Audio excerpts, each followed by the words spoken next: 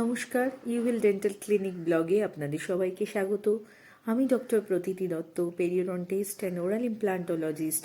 আজকে নিয়ে চলে এলাম আমাদের সিরিজ ডিসকাশন, যেটা আমাদের ডেন্টাল ভিজিটের আগে কিছু কিছু কন্ডিশনে কী কী প্রিকশন নিতে হবে।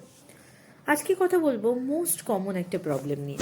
আমরা তো সবাই জানি মোস্ট কমন প্রবলেম আমাদের যেটা, সেটা হলো ডায়াবেটিস।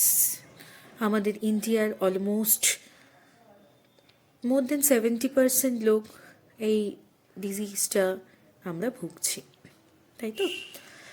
তাহলে ডায়াবেটিক পেশেন্ট যারা রয়েছেন, একটা মিথ রয়েছে যে ডায়াবেটিক হলে আমাদের কোনো ডেন্টাল ট্রিটমেন্ট নাকি আমরা অ্যাভেল করতে পারবো না, যেটা কিন্তু একদমই ভুল।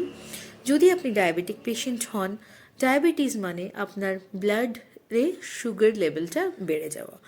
সুগার ব্যাকটেরিয়ার একটা খুব পছন্দের খাবার, তাই সুগার লেভেল যখন বেড়ে যায় সেটা কিন্তু আমাদের ইনফেকশনের চান্স অনেক বাড়িয়ে দেয়।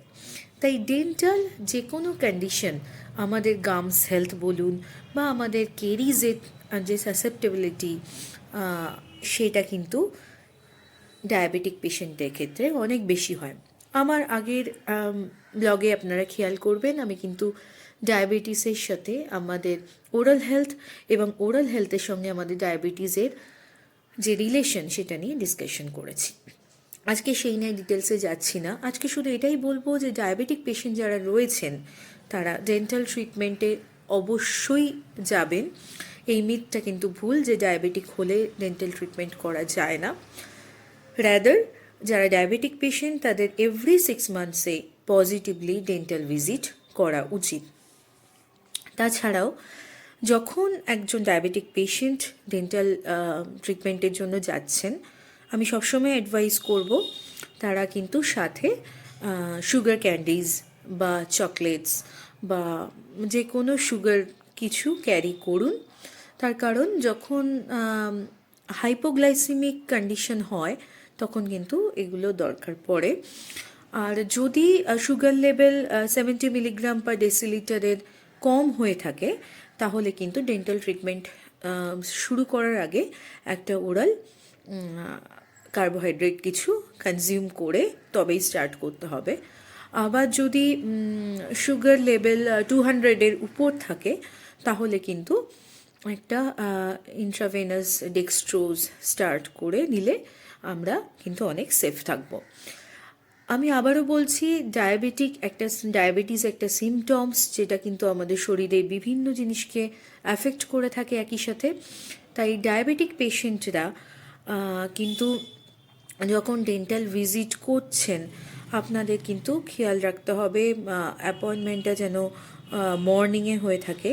এবং যদি পেশেন্ট কন্ট্রোল ডায়াবেটিক হয়ে থাকেন তাহলে কিন্তু ডেন্টাল ট্রিটমেন্টের কোনো প্রিকশন নেওয়ার ব্যাপার নেই।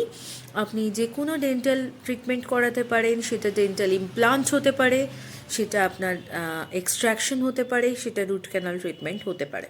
কিন্তু যদি পেশেন্ট আনকন্ট্রোল ডায়াবেটিক হয়ে থাকেন তাহলে কিন্তু একটা অ্যান্টিবায়োটিক প্রোফাইল্যাক্সিস নেওয়া জরুরি, বা যেহেতু ইনফেকশন এবং হিলিংয়ের রেটটা কম থাকে তাই ট্রিটমেন্টের পরে কিন্তু একটা লং টার্ম অ্যান্টিবায়োটিক কোর্স চালাতে হবে।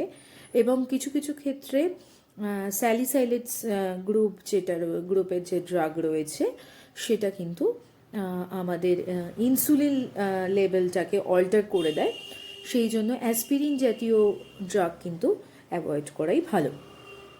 তাছাড়া পেশেন্ট যদি ইরিটেবল ফিল করেন বা উইকনেস ফিল করেন ডিউরিং ডেন্টাল ট্রিটমেন্ট, ইমিডিয়েটলি ডেন্টিস্টকে ইনফর্ম করতে হবে, কারণ এগুলো কিন্তু হাইপোগ্লাইসেমিয়ার একটা লক্ষণ। কারণ আমরা যদি আনকন্ট্রোল ডায়াবেটিস হই বা হাইপোগ্লাইসেমিক কন্ডিশন কিন্তু হাইপারগ্লাইসেমিয়ার থেকে অনেক বেশি সিভিয়ার হতে পারে। তাই ইমিডিয়েটলি আপনি যদি কিছু আনকমফোর্টেবল ফিল করছেন আপনার ডেন্টিস্টকে ইনফর্ম করুন। আর আপনাদের গাইড করার জন্য আমি রয়েছি। আবার আসবো আরও কিছু ডেন্টাল বা আমাদের শরীরের কন্ডিশন নিয়ে, যেটা আমাদের ডেন্টাল ট্রিটমেন্টের সময় কীভাবে অ্যাফেক্ট করে সেটা নিয়ে। তার জন্য অবশ্যই কন্টিনিউয়াস দেখতে থাকুন ইউভিল ডেন্টাল ক্লিনিক ব্লগ।